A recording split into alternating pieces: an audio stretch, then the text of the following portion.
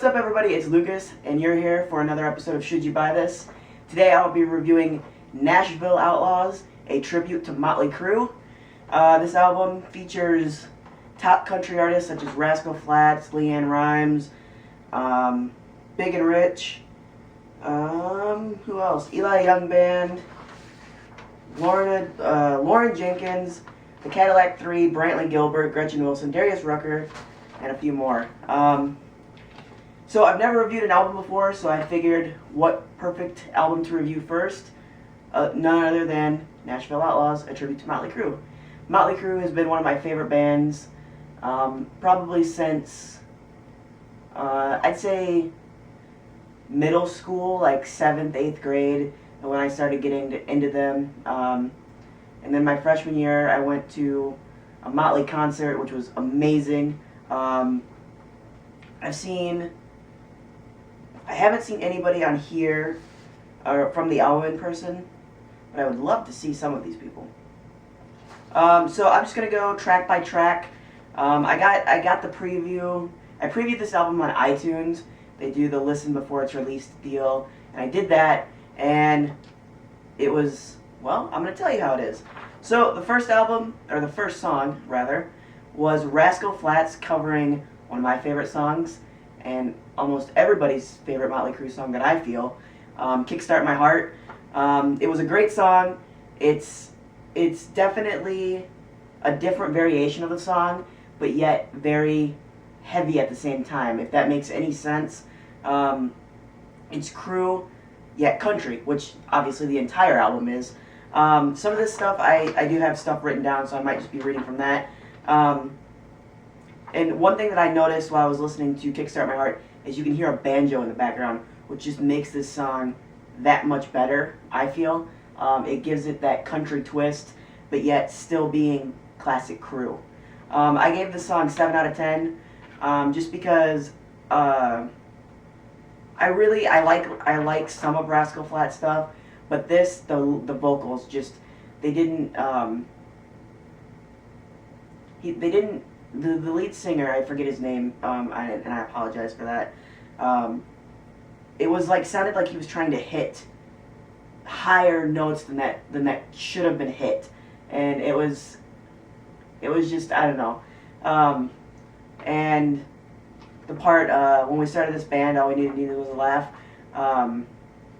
They didn't say years gone by, say we've kicked some ass. I think that would have made it just like, oh yeah, this is definitely Crue. They didn't say that part, which was kind of sad. They said most of it except for we kick some ass. That's like the only part they cut out. It was okay. 7 out of 10. Next we have Florida Georgia Line, If I Die Tomorrow, and Florida Georgia Line has covered another song. I can't remember what the name of it is, Florida Georgia Line has covered another rock song called "Stay," and I really like that version of their song. But "If I Die Tomorrow" is perfect. It's a great song. Brian Kelly gets lead for half of the song, which I don't have any Florida Georgia Line albums, but the songs that they've released, except for "Dirt," they don't. Brian Kelly hasn't been on lead, that I know of at least. But he does get lead for most of the song, and he has a great voice, I think. And it should be showcased more, to me, in more songs, more publicly released or radio released songs. I'm going to give this song 10 out of 10, because If I Die Tomorrow has also been another one of my favorites. Next, we have LeAnn Rimes covering Smokin' in the Boys' Room. One song that I do not understand why she covered it. They could have had anybody else but her cover this song. This song, I hate it. I hate this song. With a passion,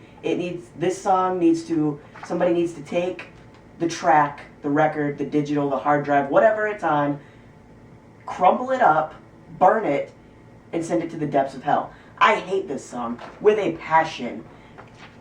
I'm not even going to go into this song because it's so terrible. I gave it 2 out of 10, okay? That's how bad this song is. Next we have Justin Moore, Home Sweet Home. This is a great song all around. No matter who sings it. Carrie Underwood actually covered it for American Idol when she won. With the addition of Vince Neil on the vocals, it just adds that it gives it that extra little touch, or that extra little spice, like that little extra pepper that you put in your soup to make it better. I don't know where that came from. And the one thing that I kind of noticed was the instruments, or the music in the background, whatever have you call it. I don't know. I should know this. I'm in a band. Sounds like the demo version. If you have Greatest Hits, the demo version is actually on there, and this just kind of sounds like the demo version. I don't know why, but 9 out of 10 on that. And as far as I know, this is the only song that has actually been released to radio. It actually kind of confused me, because I was listening to the radio one day and I heard it and I was like, oh my god, Motley Crue on my radio. Oh, it's Justin Moore. No knocks on Justin Moore, obviously. Next we have Cassidy Pope covering The Animal in Me. Oh my god. I don't know who Cassidy Pope is, but she did this song justice. Let me tell you, sister. Yes, I just said sister. The song is it's a very sexual song. It's if you listen to it, it's very sexual and sensual. And let's see, what did I write down here? And she makes this song hers. You would think that she actually wrote this song, or what have you. You'd think that, like I said, you'd think she wrote this song. And just, if you buy any song off this album, make sure it's The Animal in Me by Cassidy Pope. It is that good. And I'm not even lying. It is that good. Cassidy Pope, The Animal in Me, 10 out of 10. For sure. Actually, 20 out of 10. This song is so amazing. This is like, I don't think I'm going to buy the actual album. I'm just going to buy a couple songs, Florida Georgia Line, The Animal in Me, and I'll get to the others that I will buy. Sadly, for Aaron Lewis, Afraid, this is like one of his songs that I actually don't like. I like most of his stuff that he's sang, but this, I don't know why. I don't know why I don't like this song. It's I don't know. Like I said, I don't know. I don't like this song, and I don't know why. So I'm going to give that song 6 out of 10, sadly. Next, we have Big and Rich, Same Old Situation. I like this song, but I'd like it better if it was more up-tempo. It's a slower tempo song, which I like slow tempoed songs, tempoed songs. But this maybe for Big and Rich, because they do kind of sometimes do heavier country, although as of late they've been doing slower tempoed, and I guess this is why they did this slower tempoed. Ugh. Anyway, but for the first time I understood most of the lyrics. Motley Crue's version, it's kind of faster, and like she's got an alligator bag top hat to match. I don't know. You know the lyrics. Maybe you don't. I'm going to give this song 8 out of 10. Alright, next we have Claire Bowen and Sam Palladino, Dino, I don't know, with Without You. This is one of my favorite Crue songs, and finally, for the first time, my dream has been realized from this song. It's a duet, finally. I've always felt from the time that I've heard this song that it should be a duet. And it finally is. It made my ears very happy, in my mind, in my soul, in my everything. They didn't really make this a country song. It didn't have the big drums, nor was it a rock song, I should say. It didn't have the big drums or the electric guitar. It was more of an acoustic song, and it felt like harps and strings and stuff like that. Yeah, so I'm going to give this song 9 out of 10. I spaced out there. Next we have the Eli Young Band with Don't Go Away, Mad, Just Go Away. Something you should tell all of your exes. Just don't go away mad. Just go away. This song, probably one of the few Crew songs that works as a country song. It's already, if you listen to it, it's got a country. To me, it has a country feel. It's got a blues feel. Mick Mars likes to put blues tones into his guitar playing, and during the live performance, actually, Vince Neil actually does play acoustic guitar on the song. And I do think that Eli Young Band is one of the only bands that could cover this song and do it justice. Like with Cassidy Pope and The Animal and Me. I really like this song. I would probably definitely buy it if I could. Well, it might be album only. That's the bad thing. Some of these songs are album only. So, like if you for some reason enjoyed "Smoking in the Boys' Room" by LeAnn Rimes, that's an album only song. So yeah, we are done with the first page. Howdy doody. Doody doody, pooty pooty. I don't know what I just said. Next, we have Lauren Jenkins with Looks That Kill. Ooh, it's one of my favorites. She's got the looks that kill. Okay, enough of that. Again, I've not heard of Lauren Jenkins, but she's probably hot. I don't know, she's probably behind me. Anyway, but she's amazing. She's got very, very, very nice vocals. She put a very dark, melodic twist on the song, but also very country at the same time. So you figure that one out, or just go listen to it. It's great. She put a lot of emotion into the song. It almost sounds like Lauren herself is talking about an ex-lover. And I don't know why, but that's just how it sounded to me. It gave me chills, honestly. The only difference of this song I would have done would have her say, instead of "she's got the looks that kill," "I've got the looks that kill." That would have made this song so much better. Yeah. Oh, I didn't rate Eli Young Band or Claire Bowen. Without You, I'm gonna give a 9 out of 10, and Eli Young Band 10 out of 10. Don't go away mad, just go away. All right, Lauren Jenkins, Looks That Kill, 10 out of 10. I was actually shocked. I didn't think I'd like this album, but I've given a lot of 10 out of 10 so far. Next, we have the Cadillac 3, never heard of them again, with Live Wire. Live Wire. She's alive. She's a live wire. Okay, I'm gonna stop singing. I know this is a country album, but this is kind of slow. But it does pick up tempo near the middle of the song. Like I said, I'm reading some of these notes, just whatever. They're missing one major part of the song. Cowbell, baby. You have to have a cowbell in the song. It just, what? How can you have Live Wire without a cowbell? That's like having Don't Fear the Reaper without cowbell. Like, what? Alright. I'm going to give this song 8 out of 10. 8 out of 10. Mostly because there's no cowbell. Alright, now we have the Mavericks with Dr. Feelgood. This song is different, my friends.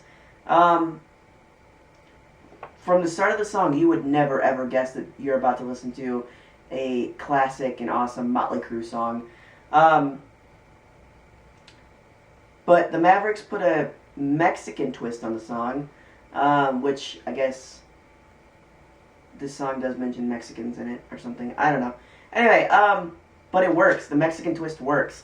And the way they say "feel good" in the song is just amazing. And it's different. I'm going to give this song 9 out of 10. Next we have Brantley Gilbert with Girls, Girls, Girls. Another like Florida Georgia Line with If I Die Tomorrow and Cassidy Pope with The Animal and Me. This song works for Brantley Gilbert. He's more of a rock country type of dude. And unlike most of the songs on this album, it doesn't have a slow tempo. It's, though I believe maybe the same speed as the actual song. It doesn't sound like a country song either. It sounds more like the original. The one part that they should have added into this was the part where, Tommy and Vince kind of communicate in the middle of the song. hey Tommy, check that out, man. What, Vince? Where? Hey, right there. That part. They didn't put that part in. They should have had maybe Brantley Gilbert or not Brantley Gilbert. Should have had Tommy or Vince himself come in and maybe do that part or something. But during that part, he does add his own little talks. Brantley Gilbert does add his own little talk, you know, like speech or whatever. Like he's talking to someone about the girl at a strip club. And the one part, Yankee girls can't be beat, he does actually say country girls can't be beat. And I'm not going to attest to that, but I'm going to attest to that and say country girls can't be beat. Anyway, 10 out of 10 for that song.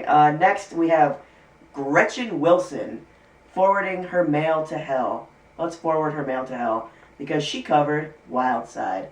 I really like Gretchen Wilson. Why did I say it like that? But this song, she adds too much raspiness with her voice. And it just doesn't sound right to me. And she like yells a lot of the song, which I don't like either. But again, she does make this song her own, and the song is pretty good. I'm going to give it 8 out of 10. Next we have the final song on the album, which is Time for Change, and that was the final song on Dr. Feelgood, Time for Change, written about Nikki Sixx's views on the world at the time that he wrote it. Let's just say that Time for Change is probably my favorite Crew song, and it's sad that more people don't know about it. But Darius does this song justice. Again, this is a Crew song that works really well as a country song, which I could see listening to the original. It's a slower song to begin with, so you know it's just really good, and it's got a lot of country twist on it. I really hope that you know, maybe Darius performs this live.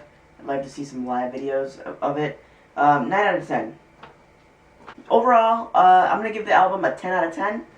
I liked every song with the exception of Smoking in the Boys' Room. I believe that's like the only song that I hated. Did I hate it? Tell me, guys. I would have liked to see more appearances by actual Crew members themselves. You know, like I said with Girls, Girls, Girls. Have Tommy in there talking with Brantley about strippers or something. Maybe say that Nikki played bass on some song, or you know, something like that, or Mick played guitar on this song. I think it would give the album maybe more sales, because you know, if you see, oh, it's a Motley Crue tribute album, whatever, oh, featuring Motley Crue themselves, oh, that's a little different, you know, and have each member on a different song. But I do hope that you know, maybe like Florida Georgia Line or Cassidy Pope or somebody like that actually releases these albums for you know, videos or something like that. I'd like to see you know, them kind of put their own video together for it and see what they do with the videos, because I know some of these songs actually didn't get videos. I can't think of any at the top of my head. Time for Change I don't think got a video. That might be the only one. I think, yeah, all the other songs got videos. So yeah. Anyway, now the question. Should you buy Nashville Outlaws, a tribute to Motley Crue?